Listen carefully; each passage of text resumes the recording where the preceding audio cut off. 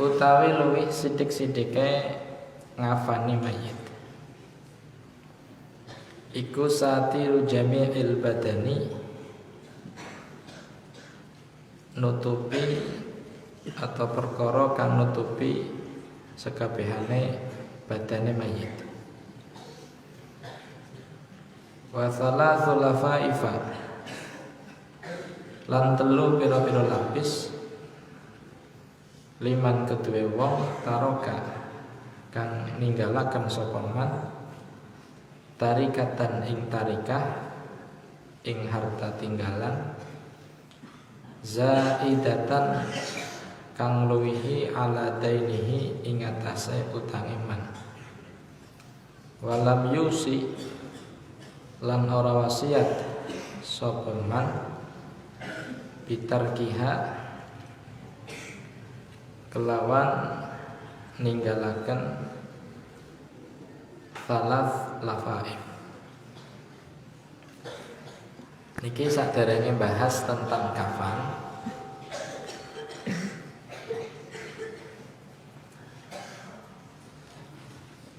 Sing kaitanipun kalian memandikan mayit yang kemarin belum dijelaskan.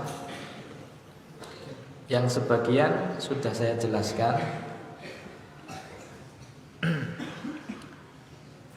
Di antaranya ketika melihat hal-hal yang baik dari mayit dianjurkan untuk diceritakan. Ketika melihat hal-hal yang kurang baik atau yang tidak baik pada diri mayit untuk ditutupi.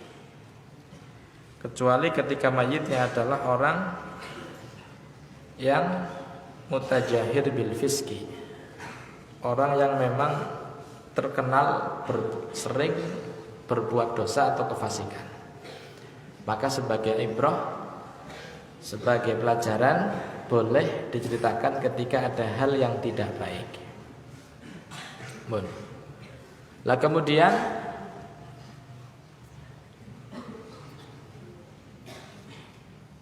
untuk mayit laki-laki yang memandikan orang laki-laki. Untuk mayit perempuan yang aula yang memandikan adalah perempuan juga. Nisbate wong lanang sing pan ngadusi mayit lanang lebih dianjurkan adalah mereka dari keluarganya yang faham betul, ngerti tentang ilmu tata cara memandikan mayit, atau yuqaddamu al-afqah minhum. Jelas ya?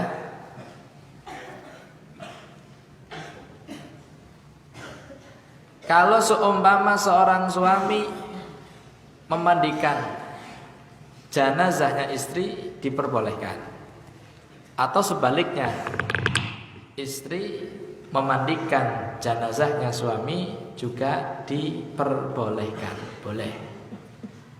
Jelas ya? Meskipun seumpama istrinya sudah menikah lagi, cip ya, meskipun bojo wadone wis kawin maning, masih boleh untuk memandikan suami yang meninggal. Surahnya seperti apa? Kok ada istri sudah menikah lagi, padahal suami yang pertama baru meninggal dunia. Itu terjadi ketika iddah perempuan yang ditinggal mati dengan wad'il hamli, melahirkan janin atau kandungan. Jam 5 subuh bojo lanange mati dalam keadaan hamil 9 bulan. Kita tahu bahwa iddahnya perempuan yang sedang hamil adalah dengan melahirkan apa? Kandungan. Subuh jam 5 mati, jam 6 bayinya lahir. Iddahnya rampung, selesai sudah iddahnya. Kalau sudah selesai iddah, boleh baginya untuk menikah lagi. Akhirnya jam sengap itu kawinan karo wong liya. Nikah dengan laki-laki lain. Boleh apa enggak? Boleh, idahnya sudah selesai. Setelah menikah, ternyata suami yang pertama belum ada yang memandikan. Karena memang mungkin gak ada laki-laki yang bisa. Akhirnya bagaimana? Istrinya yang sudah bersuami lagi masih tetap boleh untuk memandikan. Karena masih ada hubungan ta'alluq antara istri dengan suami. Dengan dalil apa? Mereka masih saling mewarisi. Masih ada hubungan az-zaujiyah bainahuma. Saiki ngono wis. Lanange mati. Wadone kan oleh waris. Dapat waris kan? Angger lanange duwe anak oleh seperwolu, orang duwe oleh seperempat.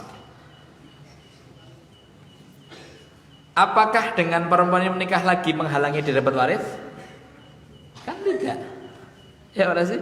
Idahnya rampung dengan apa? Dengan melahirkan. Kemudian dia menikah lagi dengan laki-laki lain. Tetap dapat waris apa enggak? Tetap dapat waris. Artinya masih ada apa? Kenapa dapat waris? Padahal sudah bersuami lagi. Karena masih ada hak zaujiyah bainahuma. Jelas ya? Makanya boleh, tetap masih boleh untuk memandikan jenazah suaminya sudah meninggal dunia. Lampun. Kemudian kewajiban memandikan mayit kalau memang tidak ada uzur. Dalam arti apa? Ketika ta'adzar dimandikan, contohnya apa contohnya? Contoh, nisbate mayit lanang tidak ada laki-laki atau perempuan mahram yang enggak ada semua. Anane wong wadon ajnabiyat kabeh. Dalam hal semacam ini mayit cukup ditayamumi saja, tidak dimandikan. Angger seumpama ana wong mati langka wong lanang, langka wong wadon sing mahram. Anane wong wadon liya kabeh, maka cukup ditayamumi atau sebaliknya pun sama. Atau ta'adzar lagi ketika kapan? Contoh ketika jenazahnya orang yang mati terbakar. Naik kenang banyu ambrol, bisa ambrol kene dagingnya bisa ambrol. Maka cukup ditayamumi, tidak perlu dimandikan. Tayamumi disolati, ya, tayamumi dikafani, disolati, dikubur. Jelas ya? Itu hal-hal yang terkait dengan masalah apa? Dengan masalah memandikan mayit. Pun saniki badhe bahas masalah at-takfin. Kewajiban selanjutnya bagi seorang muslim yaitu mengkafani mayit.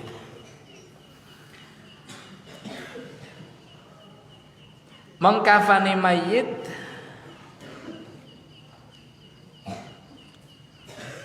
ada istilah aqal, ada istilah akmal. Berapa paling sedikit mengkafani mayit dan mana yang paling akmal, yang paling afdal atau paling sempurna dalam mengkafani apa? Mayit. Yang perlu diketahui terlebih dahulu, ya, mengkafani mayit, nisbate mayit lanang dikafani dengan pakaian yang halal ketika dia masih hidup. Artinya berarti tidak boleh mayit laki-laki dikafani dengan kain sutra. Karena laki-laki haram memakai kain sutra. Wong wadon boleh. Karena wong wadon halal ketika masih hidup memakai kain sutra, ketika mati pun boleh memakai kain yang boleh dipakai ketika masih hidup. Tang mriki dijelaskan wa aqallul kafni satiru jami'il badani wa salasu lafaifa liman taraka tarikatan zaidatan ala dainihi wa lam yusi bitarkiha. Ini kan kesepakatan. Perlu dicatat.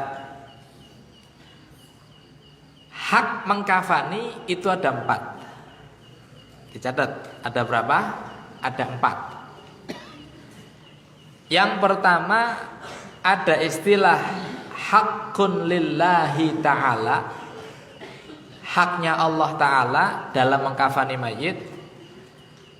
Yang kedua, haqqul mayyiti nafsihi, haknya mayit sendiri. Yang ketiga adalah haqqul ghurama, haknya orang-orang yang mempunyai piutang dengan mayit, artinya mayit duwe utang karo wong. Yang kelima, haqqul warasati, haknya ahli waris. Ada 4 hak. Jelas ya? Haqqullah, haqqul mayyit, haqqul ghurama, haqqul warasah. Sing pertama haqqullah, hak yang hubungannya dengan Allah. Masalah kafan adalah ma yasturul aurata, pakaian yang menutupi auratnya mayit. Mun niku tok. Dadi mayit lanang karo wadon beda. Nek mayit lanang hake Gusti Allah baina surrah wa rubbah sing wajib ditutup. Nisbate mayit wadon jami'u badaniha. Jelas nggih? Lah nisbate haqqullah niki mboten saged diguguraken. Dalam arti seumpama mayite wasiat, pokoke nyong angger mati aja dikafani. Seumpama aja dia berwasiat semacam itu, wasiatnya tidak jadi. Karena itu haqqullah. Tetap kudu tidak apa? Ditutup. Berbeda nanti ketika wasiatnya wasiat yang haknya dia sendiri, haknya mayit, bukan haqqullah.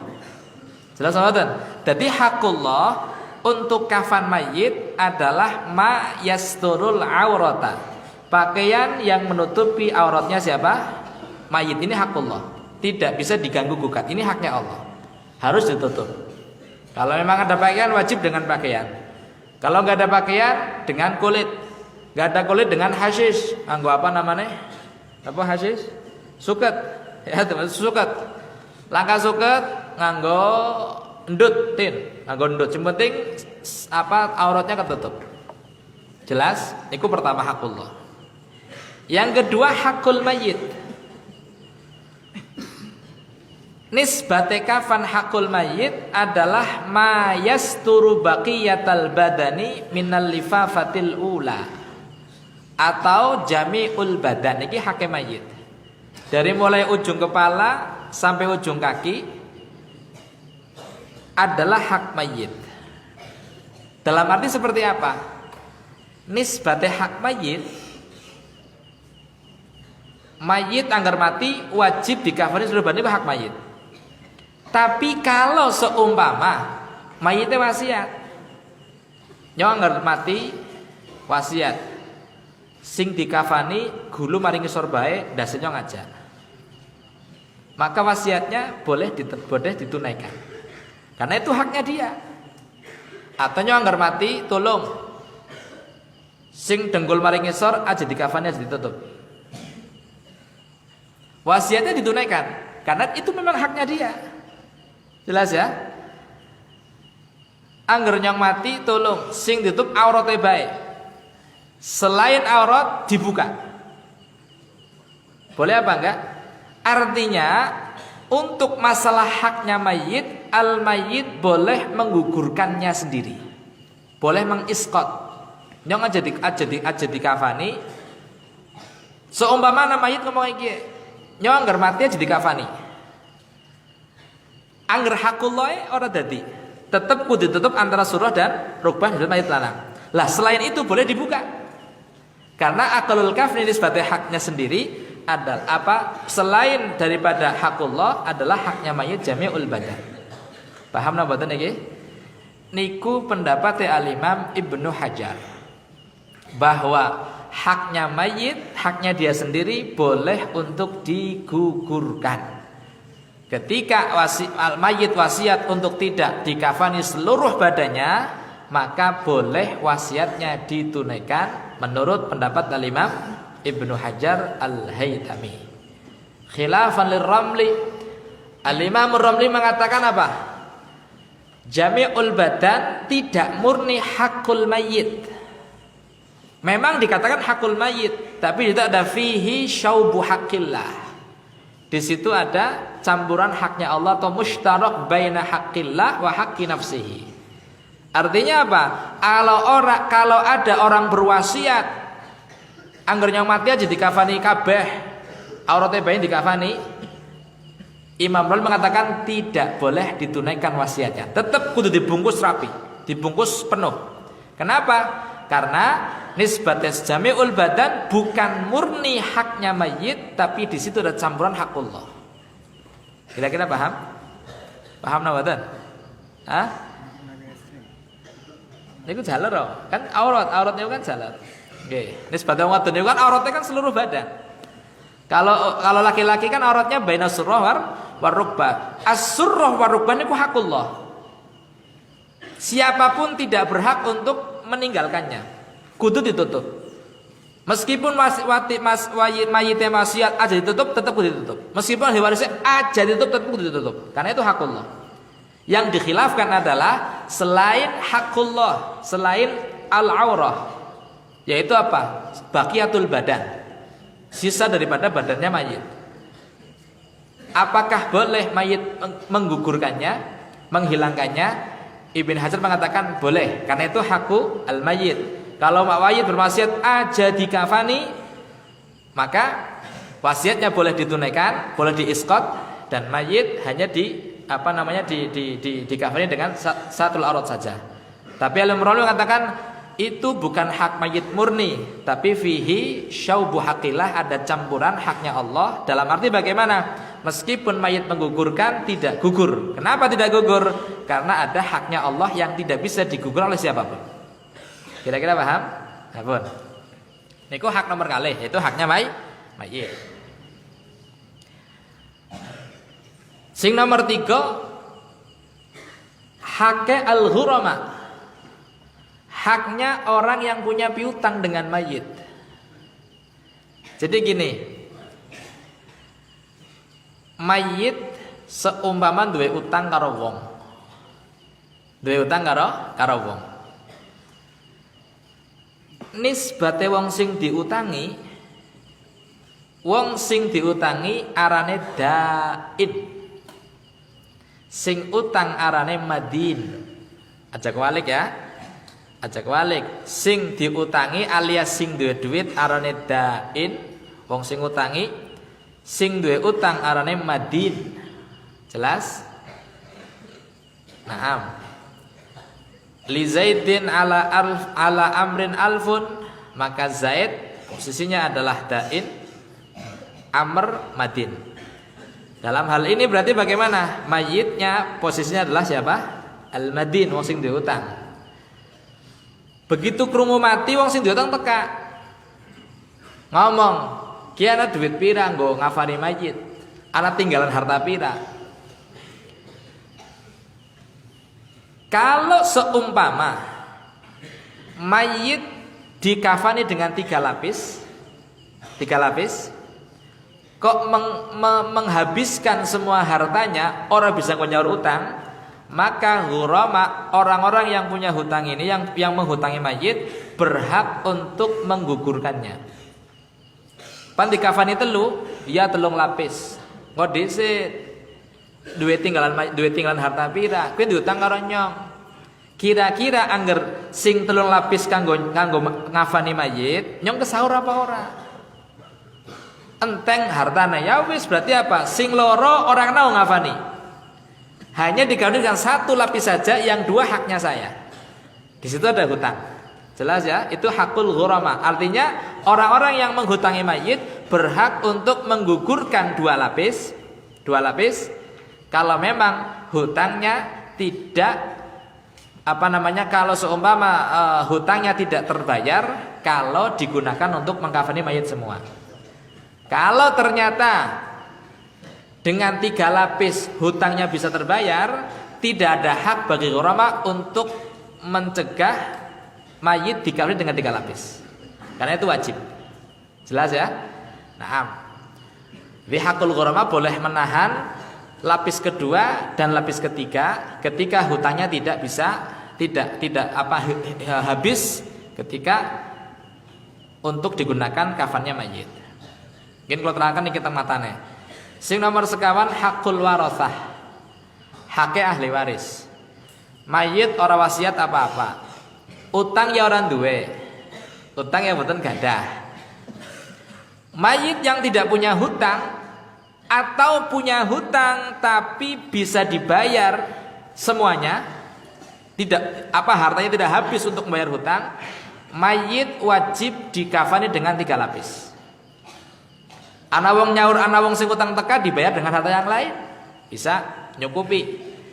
Lah, nisbate 3 lapis ini kalau ada tambahan lapis-lapis yang lain, ditambahi seumpama, tambahi imamah, tambahi jubah matalan nisbat mayit lanang sampai 5 lapis, ahli waris berhak untuk menolak. 3 lapis baik. Tidak boleh lebih dari 3 lapis. Sing 4 lapis keempat, lapis kelima kami tidak rela, kami tidak itu bagian kami. Jelas? Nah, berarti ketika kita sudah tahu kewajiban takfin untuk mayit yang di situ ada 4 hak, maka dia dikatakan aqallul kafni satiru jami'il badan. Kewajiban mengkafani mayit adalah menutup semua badannya mayit, bukan hanya menutup auratnya saja. Karena itu adalah hak apa? Haknya mayit. Kecuali ketika mayit berwasiat untuk tidak dikafani dengan jami'ul badan, melihat Ibn Hajar dengan Romli beda pendapat. Jelas sama tadi. Walhasil jami'ul badan wajib ditutup. Tidak boleh ada yang bagian yang terbuka dari badannya si mayit.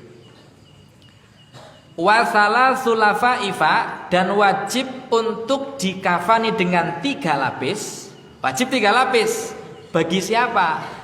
Kita sudah melihat tadi ada hak-haknya, ada hakul roma, ada hakul warasa, ada hakullah, ada hakul mayit nafsihi. Liman taroka tarikatan zaidatan ala dainihi. Bagi mayit yang meninggalkan tarikah yang mana zaidah ala dainihi, lebih daripada hutangnya.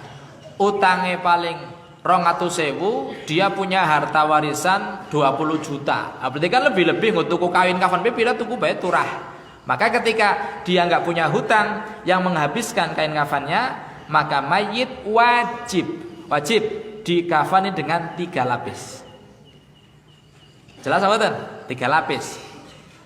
Walam yusi bitarkiha, wajib 3 lapis ketika mayit tidak berwasiat untuk jangan dikawin dengan 3 lapis.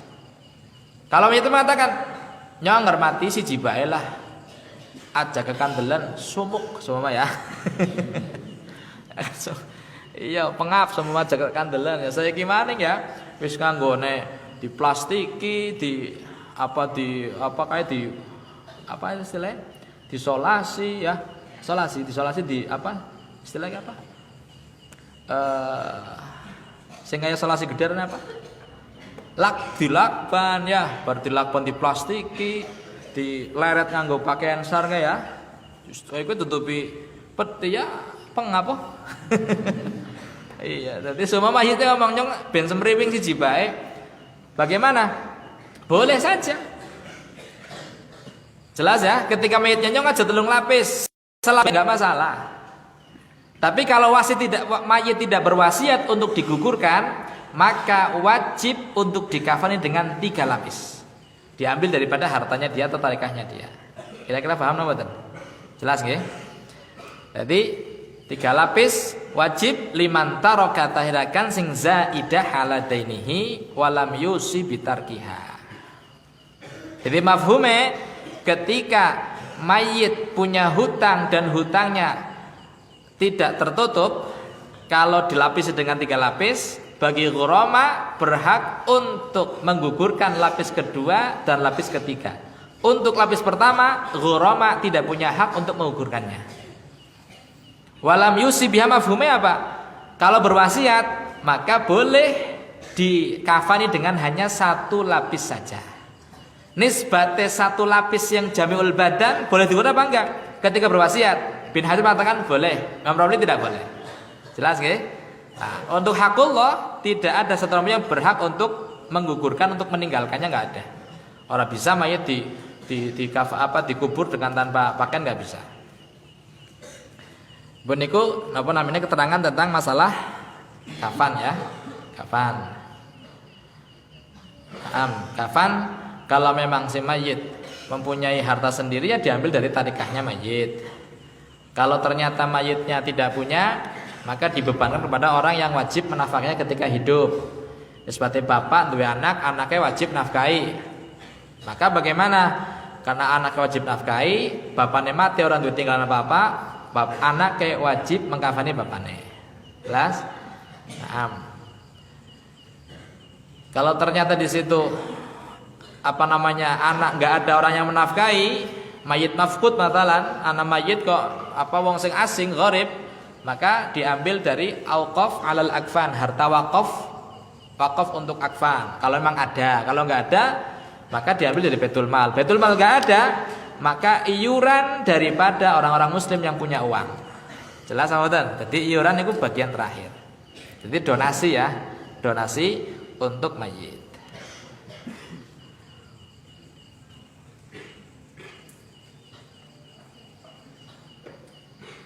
Nek tiang estri dikafani dengan 2 lapis kain yang lebar, ditambah izar, ada tapihnya di bawah untuk tapih, dan juga ada bajunya, baju gamis, dan juga ada khimar. Khimar itu kerudung.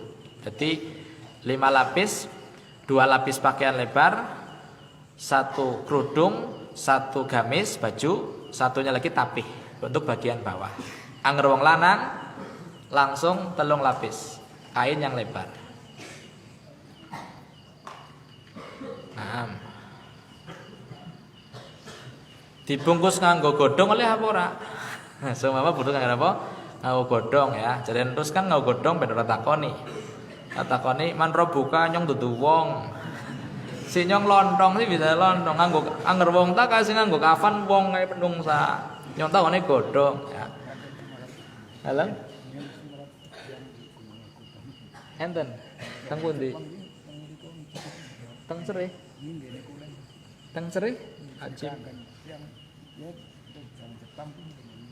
Oh iya, di zaman Jepang dulu kata beliau, teng Sereh niku enten mayit bungkusnya ngene godhong. Jadi kayak lemper ya. Ngene godhong. Boleh apa enggak? Boleh kalau memang tidak ada pakaian. Jadi kalau mau tertibe, kalau ada pakaian wajib pakaian, baju, thawb. Kalau enggak ada, baru menggunakan hashish. Hashish tadi kan saya rumputan godhong atau memiki. Godhong gedang termasuk hashish. Kalau enggak ada baru dengan tin.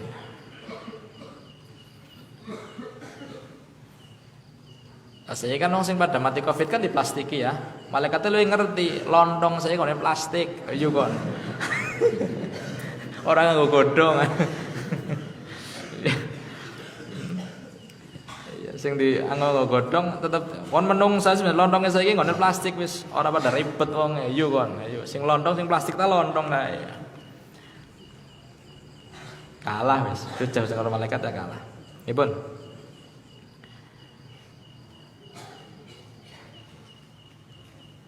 untuk nisbate kafan mana yang paling afdol? Lebih afdol mana? Kafan yang baru atau kafan yang sudah dicuci? Di sini jelaskan bahwa kafan yang sudah dicuci lebih afdol daripada kafan yang baru. Jelas ya? Nah, kalau untuk orang yang hidup lebih afdol untuk pakaian yang baru. Seperti orang yang mati, kue kafan apa yang sudah dimaksul, sudah dirosel.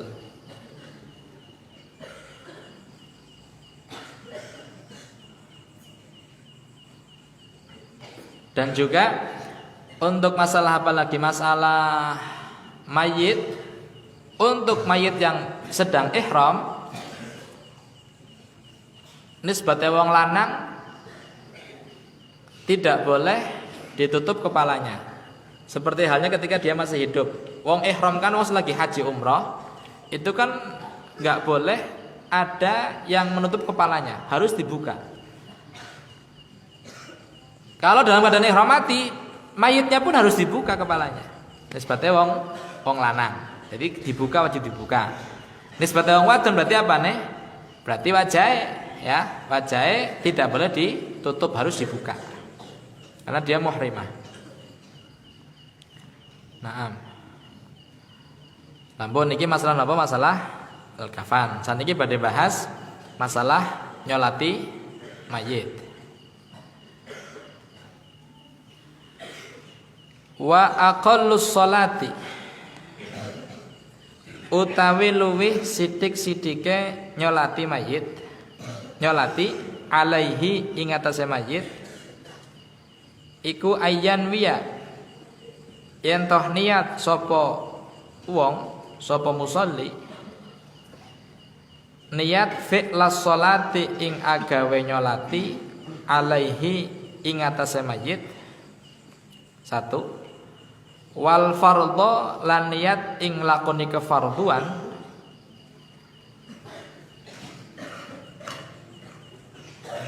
wa yu'ayyina lan yen toh nentuaken sapa wong. Jadi gini, nisbate salat maktubah, salat wajib,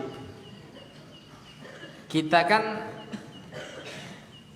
niat yang paling sedikit qasdul fi'li, kemudian ta'yinul waqti, kemudian menyinggung al-fardiyah. Qasdul fi'li usolli berarti kan nyongpan salat. Berarti kan qasd apa? Akan melakukan salat. Ta'yinnya apa? Zuhur atau asar? Usallil zuhra, usallil asra, usallil maghriba. Ta'yin. Yang ketiga menyinggung kefarduan atau kefarduan, kewajiban. Usallil maghriba fardhon. Allahu akbar. Itu tiga yang wajib. Yang paling sedikit loh ya. Ora kok nambahi mustaqbilal qiblati, ora nambahi adat rakaat, salah rakaatin, ora nambahi idhofah lillahi taala. Itu cerita yang paling akal. Untuk salat maktubah tiga hal. Qasdul fi'li, menyinggung al-fardiyah, ta'ridul fardiyah, dan juga ta'yinul waqti. Usolli qasdul fi'li. Fardhu berarti membedakan dengan salat sunnah fardhu. Salatnya fardu. Dan juga ta'yin zuhur atau asar atau maghrib. Jadi usolli fardhu zuhri. Tiga. Nisbatnya kemudian adaan, mustaqbilal kiblati, talata rakaatin lillahi ta'ala, niku hukumnya sunnah. Dalam salat mayit juga ada yang disebut dengan aqallus shalah atau aqallun niyah. Ya aqallun niyah tadi ya aqallus saya aqallun niyah. Yaitu apa saja?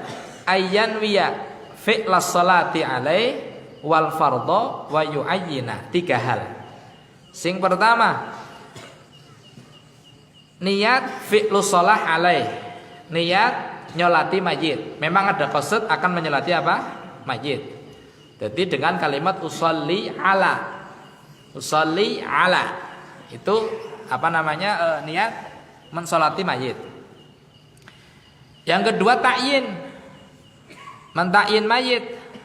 Apakah hadzal mayyiti atau alal mayyitil hadiri atau al-mayyit al-mawjud fil mihrab yang ada di depan, atau sholli ala man shalla alaihi imam, itu termasuk ta'yin. Jelas ya? Atau dengan mengatakan hadza, itu sudah termasuk apa? Ta'yin. Sholli ala hadzal mayyiti. Meskipun tidak kenal itu mayitnya siapa, enggak tahu. Pokoknya ala hadzal mayyiti itu sudah termasuk apa? Ta'yin dengan isyarah. Dan ta'yin dengan isyarah lebih kuat daripada dengan ta'yinul ismi. Contoh,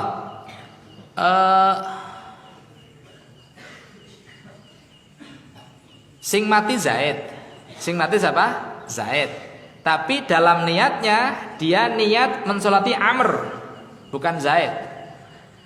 Kalau tidak ada isyarah ala hadza, tidak sah salatnya. Tapi ketika seumpama ditambahi hadza, sholli ala hadzal mayyiti amron lillahi taala, tetap sah salatnya. Karena apa? Isyarah dengan hadza lebih kuat daripada dia mentain namanya mayit. Jelas? Bun. Jadi usolli ala hadzal mayyiti. Fardhon, menyinggung fardu, tidak wajib fardul kifayah. Jadi usolli ala hadzal mayyiti fardhon lillahi taala. Jadi niku apa namanya? Meskipun tidak mengatakan fardhu kifayah tapi fardhu dok cukup. Nah. Kalau semua mayitnya banyak langsung akeh, boleh dengan satu salat cukup. Mayitnya 10, semua jadi langsung dengan satu salatan cukup. Jadi usolli ala haula'il mauta cukup. Atau mayitnya 10 usolli ala haula'il asyarati cukup. Mayitnya 5 usolli ala haula'il khamsati cukup. Langsung dengan satu salatan. Kalau ternyata seperti ini, mayitnya ada 9, niatnya 10. Usolli ala haula'il asyarati. Nyolati 10 mayit kae. Ternyata sangat, tetap sah. Angger luwih sing mayit sah. Tapi hal kurang ora sah. Contohnya apa contohnya? Contohnya niate nyolati mayit 10, usolli ala haula'il asyarah. Ternyata mayitnya 12. Maka tidak sah salat mayitnya. Harus diulangi. Berarti angger luwih sah, niate luwih sah, niate kurang ora sah. Niate 10 mayite sanga sah. Angger niate 10 mayite 12 luwih akeh ora sah. Jelas? Jadi cukup niat fardhiyah usolli ala al-mayyit fardhon lillahi taala. Tidak perlu fardhu kifayah, itu enggak perlu. Fardhon tok wis cukup. Niku niat nisbat apa? Niate. Wa yaqulu lan ngucap sapa musolli ngucape Allahu akbar ing lafaz Allahu akbar tegese takbir pertama atau disebut juga dengan takbiratul ihram. Jadi ketika wis ngadep mayit usolli ala hadzal mayyiti fardhon lillahi taala Allahu akbar. Dan niatnya diniatkan ketika sedang membaca sedang takbir. Berarti Allahu akbar nengatine istighfar niat nyolati mayit kiye. Allahu akbar. Takbir pertama. Wa huwa hale utawi musolli iku qaimun iku wong kang ngadeg in qadar lamun mampu sapa musolli. Ya, jadi nisbate sembahyang mayit karena hukumnya wajib, hukumnya fardu, maka tidak seperti salat sunnah yang boleh dilakukan dengan duduk. Angger ente salat tahiyatul masjid, salat duha karo jagong ora masalah. Karena tidak ada rukun berdiri dalam salat sunnah. Tapi kalau salat fardu mampu berdiri enggak boleh duduk. Boleh duduk ketika tidak mampu berdiri. Nah, dalam salat mayit atau salat janazah diwajibkan untuk berdiri bagi yang mampu berdiri. Kalau yang nggak mampu baru boleh untuk duduk.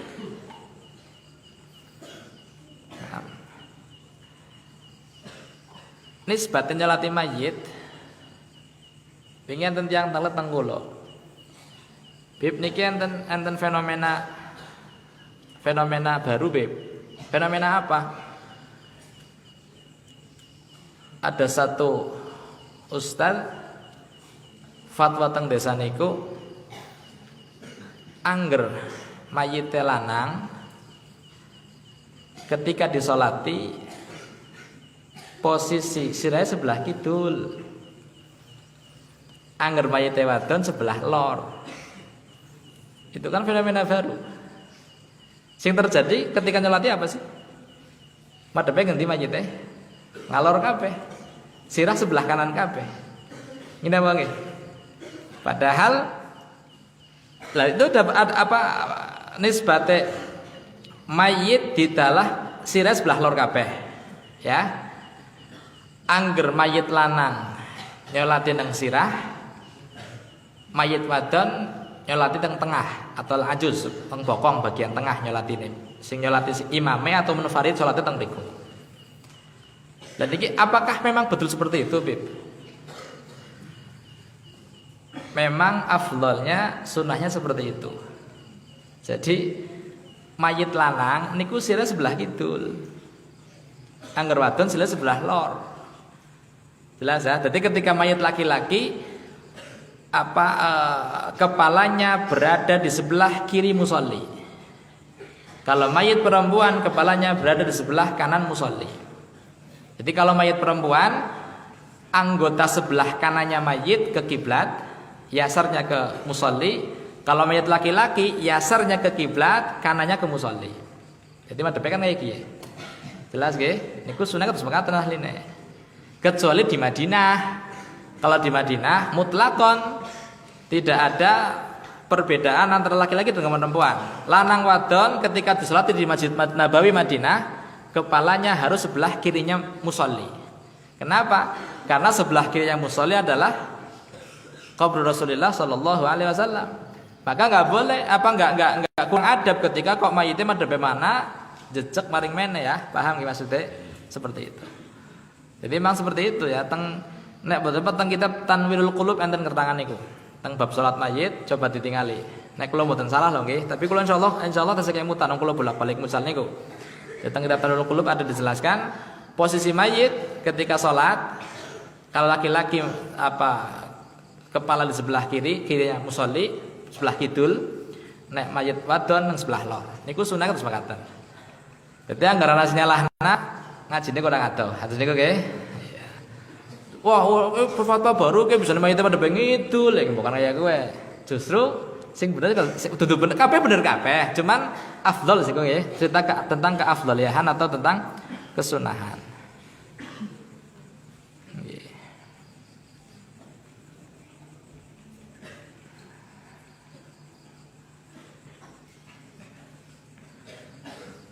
Wah, niku dibahas kan masalah relatif itu kathah pembahasannya kathah. Ini perlu diketahui dulu bahwa nyolati mayit hukumnya fardu dan juga fardu kifayah. Tapi meskipun hukum fardu kifayah tidak disamakan dengan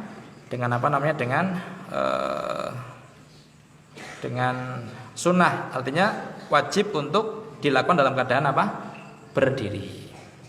Meskipun kan bisa hukumnya kan nisbatnya wong sing tayamum satu boleh untuk salat fardu dan juga boleh untuk salat jenazah. Oke, kan boleh seperti itu. Delang kuene kayak hukum sunnah. Tapi ini delang ngadeke kayak apa? Kayak hukum ngade.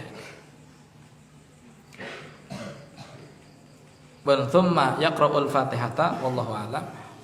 Mungkin manfaat fid din wal akhirah. Amin Allahumma amin ya rabb.